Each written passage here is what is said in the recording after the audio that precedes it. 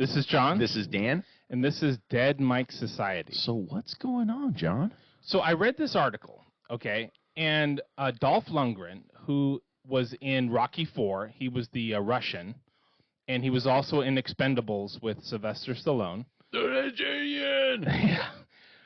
His wife charges him a cheating fee of $60,000 a month so he can have affairs in peace. Playa. Is she cool, or is that weird? I mean, she sounds cool, but it's a little weird. Like, I'm saying any woman who's going to give you a pass, even though it costs $60,000 a month for that pass, is pretty cool considering that he's like, look, and he's being honest. He's going like, look, honey, you don't do it for me anymore, right? I need something different. And a lot of men can't do that. They don't have the guts to tell their woman that, you know what? You lost it. It's over. Over and out. So I give him kudos, even though he's writing that big check every month. But for him, that's like nothing. You know what I mean? When you have that much money, that's pennies. I know, it is penny. Now, I wonder how they arrived at that specific number. Like, do you think it was a negotiation? Like, she went 100, he went 25, and they arrived at 60? Or was it just like I mean, okay, the article doesn't go into, obviously, the details of how they arrived at that. But, like, would you negotiate with something like this? Or would you just be like, if she says yes to any number, I'm just going to start throwing numbers out, and whatever sticks will work for me? I got a vision of how it went down, actually. Okay. It was like this. I caught you cheating. I'm going to divorce you. And you're worth $600 million, let's say. I'll get half. $300 million. Do you want that? Do you want that? And he was like, wait, I'll pay you. Don't trip. Hey, we don't have to split. Right. So he's going, all right, what can I give you? And she was probably like, give me $1 million every month. And he was like, well, how about 60? And then she was like, all right, 60, maybe for the first year. Like, and then it goes from there. Right. I'm just saying there was something like that because she for sure had him by the balls. She was pretty like, I'll get you for half, because my experience with women, when it gets to that, like, that field of, like, lust and anger, there's no gloves. I mean, it's just barehanded boxing, dude. They're just like, what? So I bet you he got caught. For sure, he didn't go to her, like, prematurely, like, hey, honey, I've been thinking about other women. Do you think we can make a deal? Like, I don't think that happened at all. 100% didn't happen. Right. He got caught slipping. So you may notice that we're wearing some amazing shirts, okay? They're Dead Mike Society shirts. I'm wearing the alien, and you are? I'm wearing us, like the cartoon us. The, like, cartoon version. Like, if you were going to be in the Dead Mike Society cartoon war, you would want John, the, Marine, and you'd want Danny, just the badass host. And together it makes the Dead Mike Society, cartoon version. Yeah. So you can get these at thedeadmikesociety.com, and you can also log into our fan club and get updates and join the community at thedeadmikesociety.com. Now, I have a question. Is having merch, having sponsors, are these things antithetical to having, like, an entertainment show? Like YouTube will throw on ads, and sometimes you just skip them, and like, what's our stance when it comes to supporting the show, having lights, having mics, having cameras? Like these things cost money, but at the same time, we want to make sure that people are entertained and are not having their time wasted. So where are we when it comes to that? Like, what's our honest, like, take? I mean, I think that we're kind of new to YouTube. I mean, we've been doing this show for a while on Spotify. It was a weekly show. Now we're daily on YouTube, Monday through Thursday, 8 p.m. So I think now just enjoy the show. We're not at our peak yet. I think we're still developing. Like, sure, we got our shirts, we got our studio, but I still think that we're growing as a day-to-day talk show host. I think we're still developing. So I'm not expecting too much yet out of the community. I mean, like I said, if you want to buy a coffee mug or do that, that's great. That's going to go to help the show. But if not, we're still going to do the show, and we're still going to get through this first season at least and see where we're at. Yeah. But I think as we develop and we start to get more sponsors and more endorsements, I know we have a few emails to look through of some possible product sponsors that may be coming up on the show in the near future. We'll go from there and see where the society takes us. I mean, I don't want to be a traditional sellout where we're like every day like, hey, it's Coca-Cola, like, you know, and every line is like intertwined with the product. I want to still keep it real, like real talk between John and I. But at a certain point, we do have to sell out a little bit because is it selling out? Because again, like you said, you know, the community, you know, has us producing this show like on Monday through Thursday. Is it a sellout, or is it just doing what's necessary to provide a service to the community? Like how do we look at that? Like, I'll give you my answer. So like, I don't view it as being a sellout. Like, I think that like in life, okay, in 2026, where this show is being recorded, money is necessary to grease the wheels of life. It's just the way it is. Like, if you believe that you can do stuff for free and everything is going to be like pro bono and people should just give you everything, I don't think that that's realistic.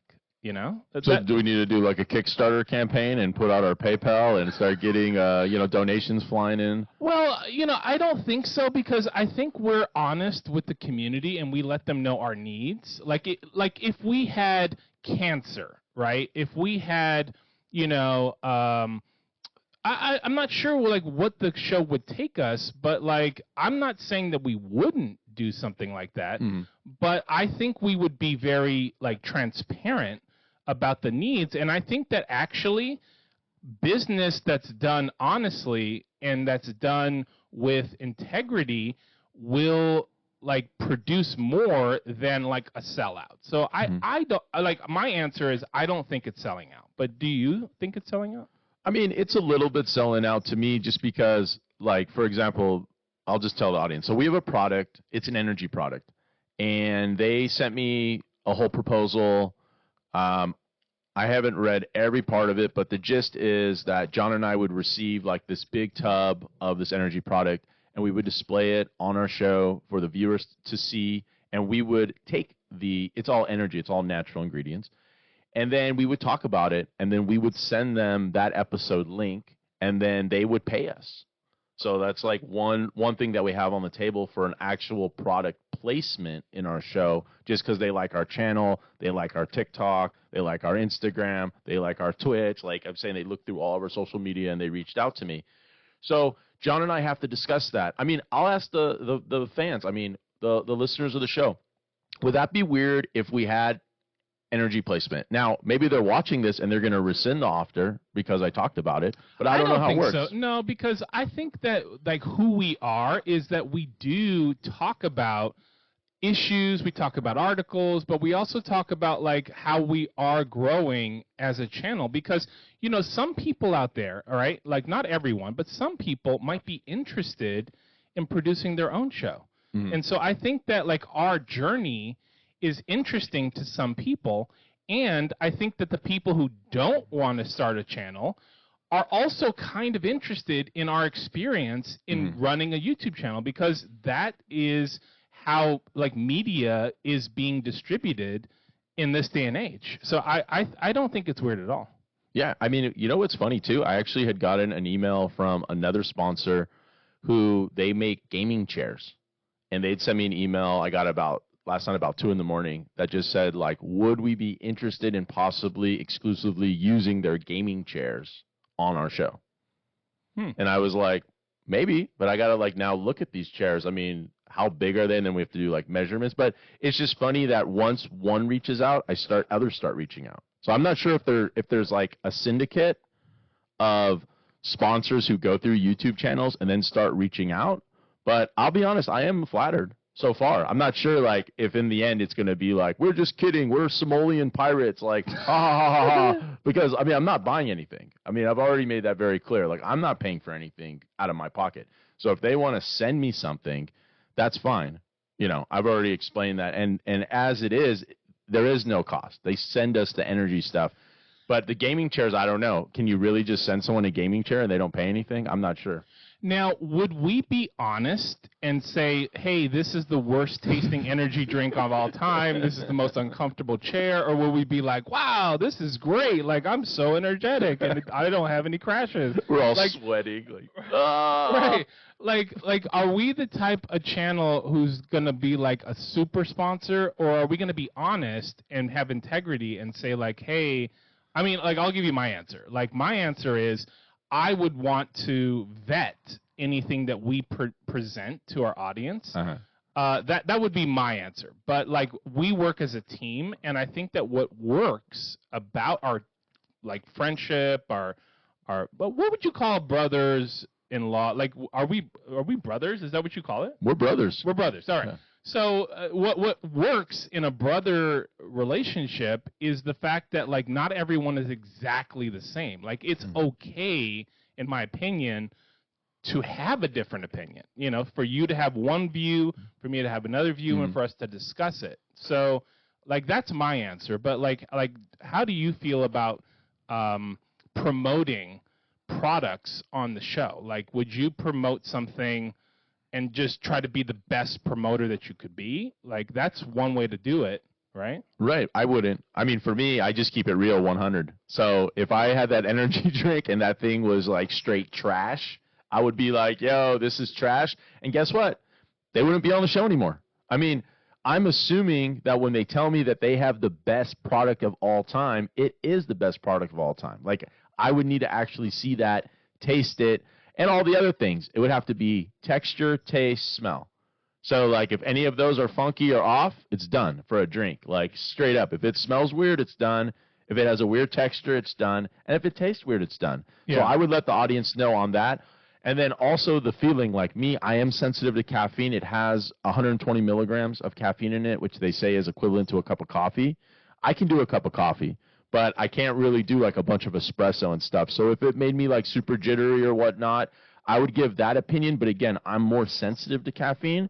So I would want John or like someone else in my family, since they're all like very big coffee drinkers, to give me the like real coffee drinker point of view, because it just might not be for me, because I'm not a big energy drink caffeine person. Right, and I know that, and again, we're not being sponsored by them yet, but I'm just okay. So the reason why I'm bringing this up, like, it's very weird in one perspective, but another perspective is, like, we're building a community, and we want people to understand, like, where we are.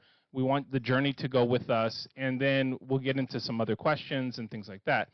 But, like, I think that I also would want to keep it real 100. You know? Absolutely. Like, if we sat in that gaming chair and it was bunk, like it was all hurting our backs, and again, we're imagining right now, but you know what? John and I are excited about it. I mean, it's not every day that we've had this channel on YouTube for 29 days.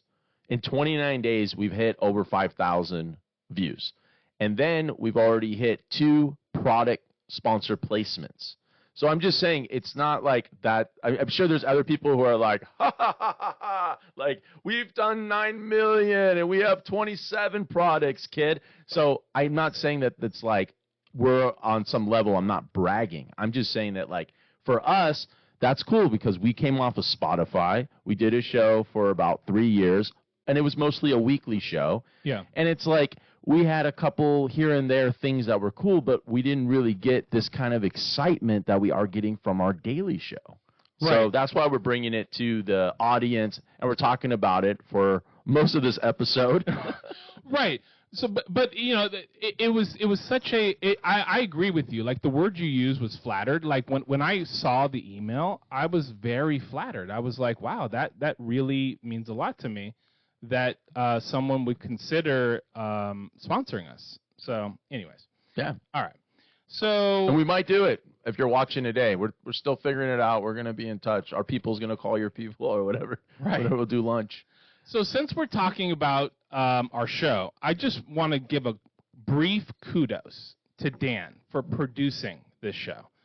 I think that like his growth in the appearance of the show, the editing of the show, the opening song, the shirts, like all of that, I just want to give you like a real big kudos because like I think that you're doing an excellent job, and I just wanted to say that on camera. Well, thank you very much, John. I appreciate that you're seeing all the blood, sweat, and tears into actually the vision of like when we sat down and we talked about this. I'm glad that you're seeing the vision and us making the best of the situation we have too. Like being able to pivot, like even in the studio design and with the camera and with the mics and dealing with the malfunctions and all the other things that happen. Right. But I think we're on a trajectory that this show is going to be badass. I mean, if it's not already badass, I'm saying this thing is going to catch some real fire real soon. So you're in it from the beginning, and just imagine when we are in 250 episodes. Just imagine the community you're in and the people who are on the top of the community, who are the top in the comments, the people who are first on our fan club, first people on our website. Remember, you're going to be the #1 fans, and we're going to have gifts for them. We're going to be giving away prizes and products because we really want those diehards, the first ones who are about the journey from the beginning. I think on a few episodes ago, you talked about how there's some people who watch a show and they want to be in it from the beginning. And then there's a group of people that really only want to come in when it's really popular. They want to jump on it when it's at its peak. So Yes. We're about finding the people who want to come in at the entry level and then grow with us. As we develop, they develop as fans, and who knows, the sky's the limit. Yeah. Okay. So I wanted to ask you a question. So we were talking about war like a few episodes ago, and it was a very popular clip that we had. So I wanted to ask a question about the Native Americans, Indians, and the Aboriginals in Australia. What should they have done when the settlers from Europe arrived? Because my understanding of history, and you know, please let us know in the comments if I'm wrong, but my understanding from history is that they welcomed the settlers, and it didn't work out very well for the native people, right? Like they were kind of taken over. So now that we're a global economy and now that everything is so connected, like what should they have done? Should they have just killed the settlers when they arrived, or should they have like done what they did and everything's going to be all right because the casinos and everything? Well, I mean, in retrospect, they definitely should have killed them.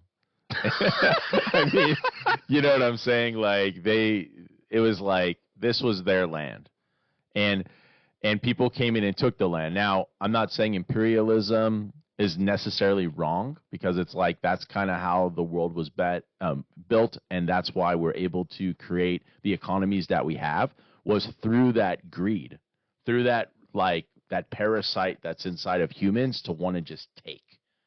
So their thing was they were about, and my understanding, I could be wrong, so all the people who comment, knock them, everyone, you check me. But what I'm saying is they were about using the land to its fullest. So they were about sharing.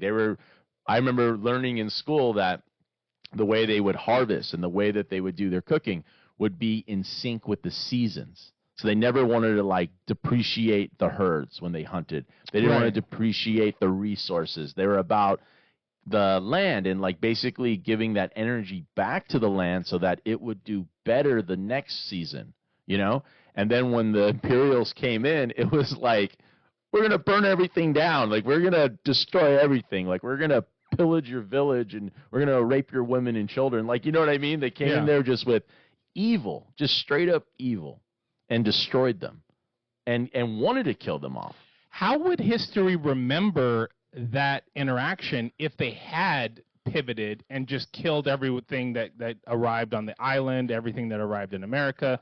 Like, would they be the evil one? Like, is there no possible way to win this game? Like, whoever killed first is going to be labeled evil in the end, right? So, like, would the Indians and Native Americans and Aboriginals be considered evil because they're like, hey, these people arrived, they were trying to expand, and you just murdered them? Like, is there no way to win this? I mean, I would say they would defended themselves.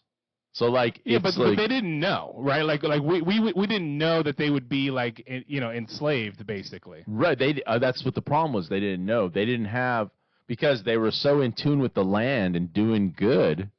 They didn't have one person who was like, oh, no, maybe they did have that one person, but that one person who's like, oh hell no, like these people just showed up, they're done, But they should have had that mastermind. You got to have that in every camp. You got to have like the overseer who wants to do everything right, the one who has like that spiritual awareness, the person who wants to keep everything like harmonious and balanced. But then you also need the person who's ready to just like cut off heads. Like you need both. You need that general, If you don't have that general, you do get taken over. I mean, look at almost every empire that's been taken over. They've been kind of like, my understanding, more of like a laid-back empire, like where the dancing. I'm trying to think like all the empires that Rome destroyed. There was a lot that were kind of like that were into more like trading, like silks and different things like that. They weren't really about military.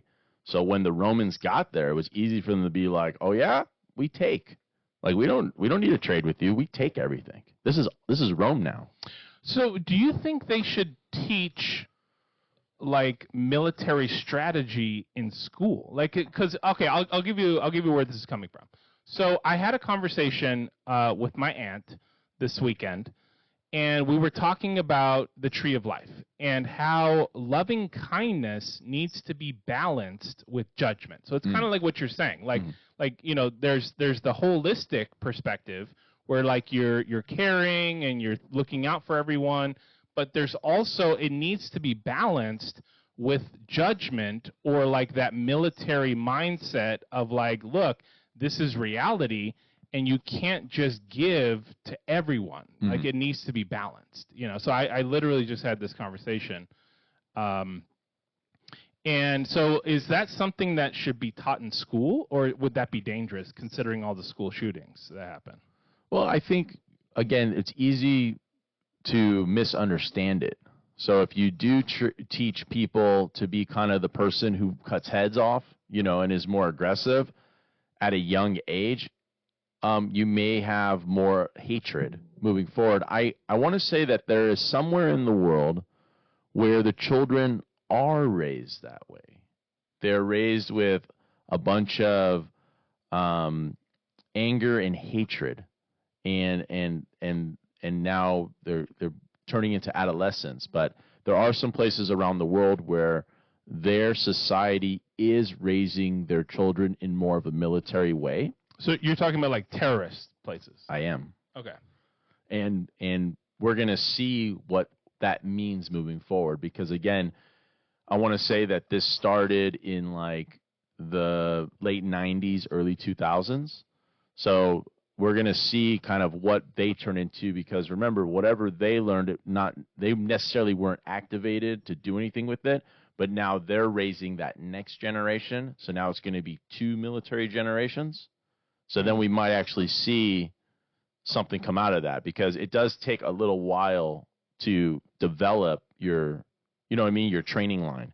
So that first line was probably like new at it. You know what I mean? So they were just kind of working probably on the physical and some of the brainwashing techniques. But I think the next generation that had to endure that are going to be 10 times harder on the next generation.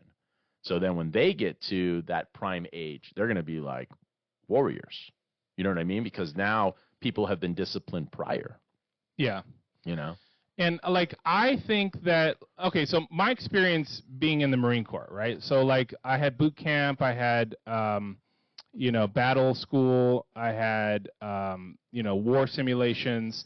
I never actually went to war. So that's why I'm like, we went to a comedy club and they asked, are there any veterans in the room? And like, I did not want to clap because I feel a little, I don't know, like a little bit like it doesn't really count unless you've been to war, like even though I did all the training and I did my service and and things like that. But you were ready to go. Like if they were right, and they did call me, and it was during the Iraq. I was 1997, 1998. They put us on call. They said, you know, call home, tell them you're not going home. We're ready to go. I was in the reserves, and then they changed their mind. You know,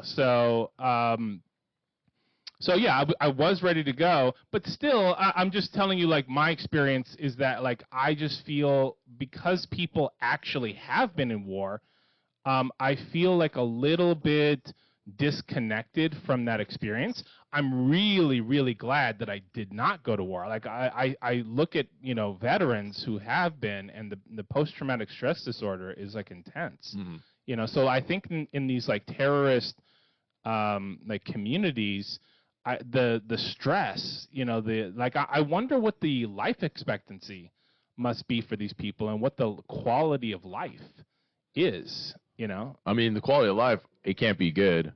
I mean, I'll say that right now. I mean, there's no way that they're living like a Western, you know, first world problems kind of life.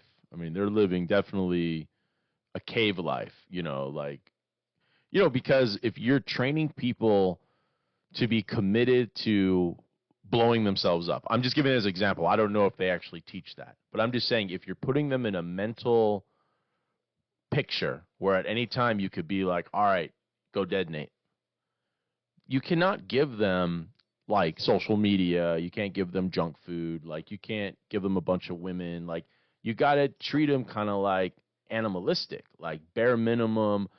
Get out in the sun, be ready, and a lot of like awakeness in their mind, like a lot of believing in you're doing this for the cause. Like if you blow yourself up, you save your life, like your family, not your life, but your like your mother or your daughter or whatever it is. There has to be like something that they're doing it for, something bigger than themselves, right? Or why would you blow yourself up? You can't just blow yourself up and have that mind state if you're going like, well, I love my life. Like, well, look, I live in this beautiful house and I go swimming every day and I go to the gym and I eat sushi. Like, how would you blow yourself up? You're like the most selfish person ever when you're taking care of yourself. They can't be selfish like that. They have to be in a mind state of like, yeah, maybe I will blow myself up. Like, anytime you need it, I'll do it for God or whoever, you know, for the king. Yeah. You know, it reminds me of my experience of leaving boot camp is that, like, going in, I kind of was, like, ambivalent about violence and, you know, self-sacrifice. But, like, right after boot camp, I was like, if someone needed me to take a bullet, like I totally would do it. And if we needed to go to war, like I was ready. So like I think that like, oh, and by the way, I just want to say we're not supporting terrorism. I personally think that that's like probably one of the worst maladies that's been inflicted upon mankind. I think this idea of like suicide bombing and IEDs and everything. But like I, as a Marine, I was kind of like indoctrinated into this mindset of I will destroy anything you want me to. So I think that like the elders of these terrorism like communities are the ones who actually are probably more culpable than the people who perpetuate this violence. Now, I think that they're bad too, but I think the people who train them, who indoctrinate them, who create the culture, I think they're probably more culpable. And it reminds me of Charles Manson. Like, Charles Manson actually didn't kill anyone himself, but because he was this, like, cult leader and he got people to do what he said, that's why he's in jail for life and he can't get out on these paroles because he's a very dangerous person, even though he himself didn't do anything. But because he's like this leader, I think that's why he's so reviled. Yeah, because if you're able to push people's buttons to make them do what you want for the dark side, of course it's super dangerous because that person is able to get inside of your brain and tell you what to do and activate you in ways that they want. I mean, that's a very dangerous person. You know what I mean? So these organizations, that's what they were able to do, I think, with this first line of student. Like, you know, they have their leaders, and then they probably had their first level of student, and then taking the people who endured it, and now they're going to teach the next group. I think those are the very dangerous people. And those probably are the generals and the top people in each of these organizations.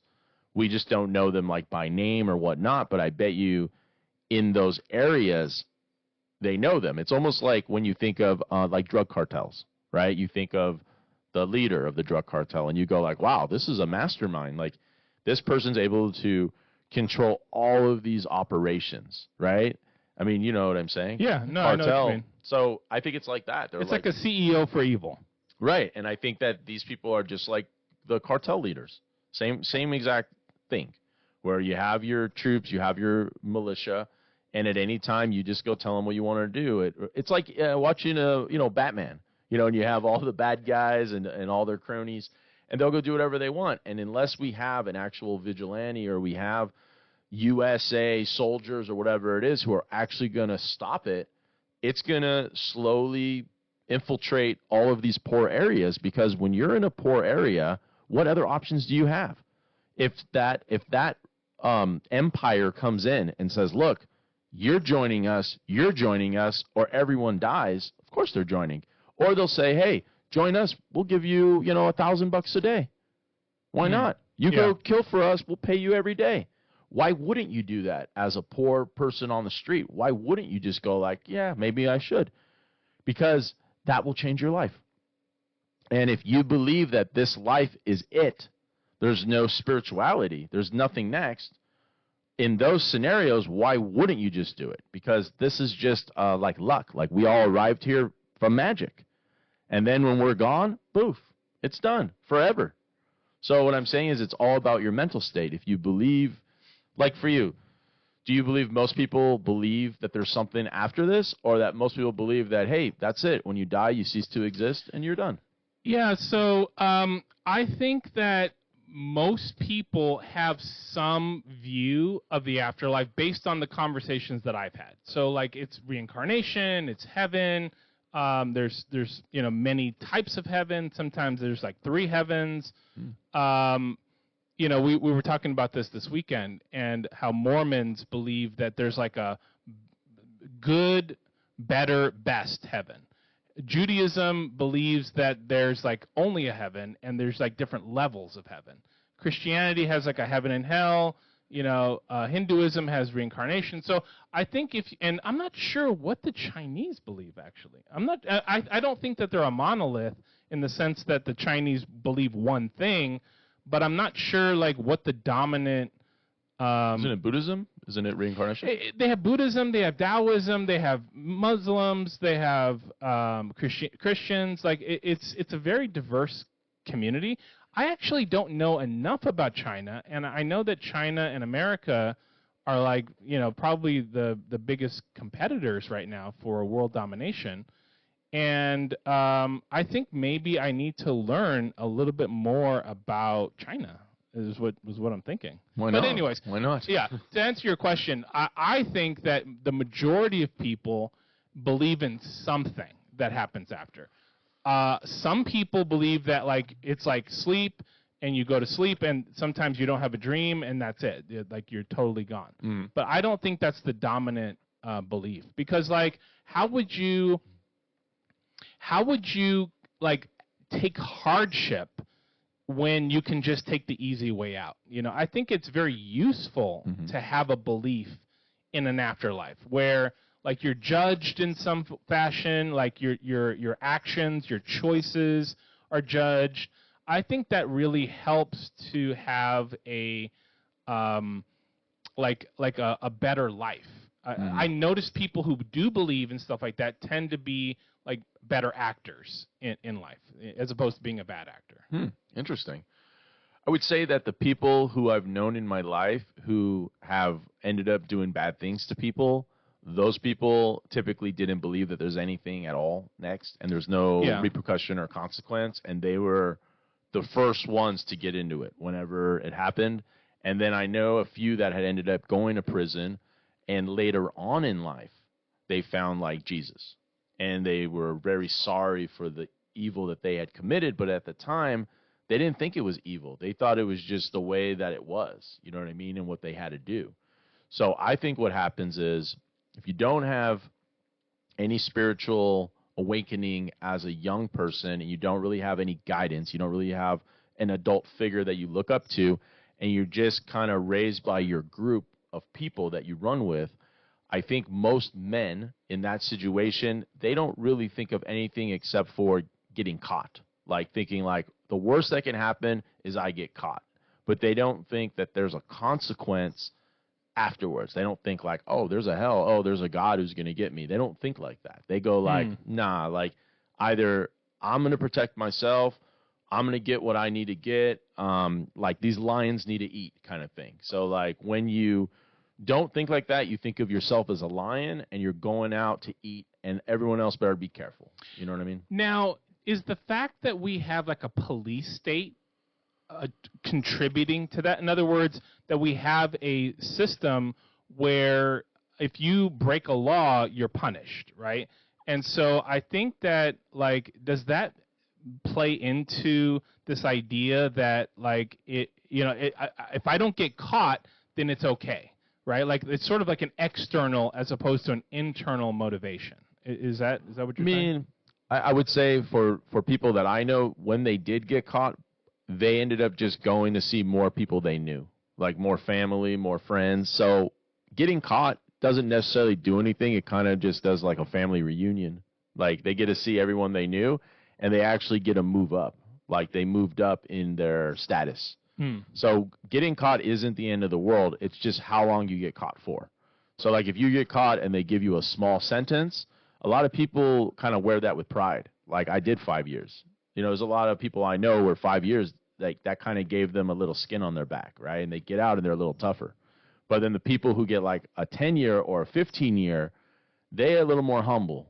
They're a little more careful. Yeah. But it just depends on your mentality. But I would say the people I knew in LA growing up who did get in trouble and did run with that group, it was like they were more about being kind of like, I don't know how to explain it, like soldiers in like just whatever the nonsense was. Like if it was stealing stuff, it was selling drugs, like whatever it was, they were just the frontline person who just really wasn't scared. They weren't scared about getting robbed. They weren't scared about getting caught. They were doing everything to not get caught. But if they did get caught, as long as they didn't take anyone with them, they were all right. You know, like there was a big code of not telling on people. I mean, that ever since I've known anyone in LA, that has been the most strictest code ever. Snitches get stitches. Oh, worse than that. I'm just saying, like it's believe me, you don't want to tell on anyone. If someone does something to you, the best thing you could do is just take the hit and move on with your life. If you try to identify people and go after them, they do not forget. So that's sort of weird for me as a security guard because my job is to observe and report. I'm a paid snitch. Right. Like that's my job. If something happens, I'm supposed to report it. I'm supposed to call the police. I'm supposed to say, hey. So like it's an interesting situation because like I do consider myself like one of the good guys, right? Like I consider myself on that side of things, and I'm protecting a community. And I'm helping the community, but like at the same time, I noticed that like when we do have to call the sheriffs, the homeowners a lot of times won't press charges, right? Because they're afraid of retaliation. And so what you're saying rings true in my experience. Yeah. So at the end of the day, like we're older already, right? It's a lot different when you're kind of like over 40 years old. I mean, you still are a big target, but what I'm saying is, you aren't really in that same social circles anymore, right? Like we've kind of developed like you're now a family man, right? So a lot of these people, they don't worry about that. They're not really going after you or anything like that. You know what I'm saying? But what I'm saying is if you are a target and they do go after you, again, you get to decide how you handle it, right? You want to tell, you want to defend yourself, do it. I mean, why not? If you want to do it, do whatever you want to do. I'd say everyone has a different kind of way that they look at it. You know what I mean? Yeah. But from my point of view, if it was something simple or whatever, like you said, like a homeowner, someone broke in or whatever it is, it's probably better to just let it go. You know what I mean? It's like, all right, they got a couple things, right? Than making it this big thing where now you're going to court, you're pushing charges, you're doing a citizen's arrest. All of a sudden, all the documents are coming out. They know who you are. You know who they are. Okay, so let's say they get some time. They want to maybe get revenge. So they got people who will get the revenge. Yeah. You know what I mean? You don't know who they are and who they know. So sometimes you just got to take the lick. You know what I mean? Same thing in a car accident, I would say. Like if it's a minor bender, nothing really happens, it's not worth it. It's not worth like going through all the things. Just tell them, look, there's not a lot of damage, couple scratches. You got a couple scratches. I got a couple scratches. Let's get out of here. Then going like, oh, my back, my neck. Oh, I'm going to do a big lawsuit. Oh, I'm going to come get you. Like there are people who do that. They go out of their way to make a huge thing out of nothing, right? They go like, I had a friend borrow a car once. He got into a car accident. I got this report from a lawyer that was like, oh, she can never have kids now because of the car accident. And they hit each other like at like a red light, like bumped into each other. Like there was like no damage. I mean, it was like very minor. Wow. And I'm going like, she couldn't have kids to start then. I mean, there's no way this accident took away her ability to have babies. I mean, it doesn't even make sense to me. So I know it was a money grab. Long story short, she ended up getting whatever the insurance gave her, but it didn't turn into like a big claim just because I had let him borrow the car, so he was covered under my insurance. So it all worked out in the end. Like nothing, he didn't have to pay anything extra. I didn't have to pay anything extra. Everything was fine. But there are people who do that. You see what I mean? They try to get the most that they can out of every little thing. And I'm saying that behavior isn't good for you. Like that's not good for you in general, and the person who you're up against, they may want to get revenge on you. Like if their insurance rates go up or they have to pay out of pocket, you know what I mean?